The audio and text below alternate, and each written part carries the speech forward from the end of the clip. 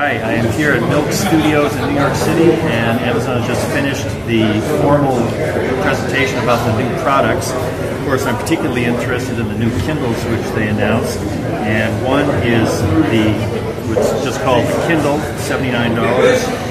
And one thing which is dramatically different is that it's got a touch screen, just the way the Paperwhite and the Touch have. No more of the physical 5-way controller which you had on the Basic.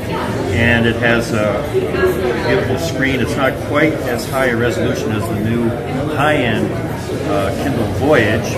And the thing about the Kindle Voyage, when I picked it up for the first time, was it's amazingly thin. I don't know, I'll give you sort of a thin view of it here, but it's very light, very thin compared to the existing Paperwhite. And one thing which is going to please a lot of people is it's not really a button. It's sort of a place that you can press to advance the page. And what I thought was pretty cool, and it's sort of typically Amazon, is one reason that physical buttons were perceived as a problem is that people were reading in bed and you'd be clicking and you'd hear your wife clicking the pages. So that was a good justification for tapping your way through the pages.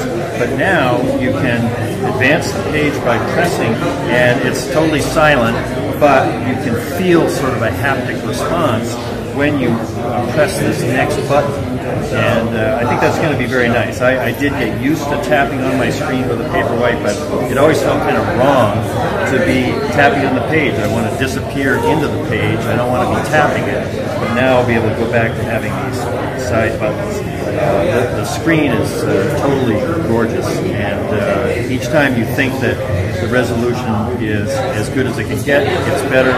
And also some terrific software improvements on these devices that I'll be talking about in the weekly podcast at thekindlechronicles.com. All right. So the way these forward and previous buttons work is you can do them one-handed. So there's a long line here, which is the next, and then one a little higher, which is the previous. And then you can do it the same with your left hand, next, previous.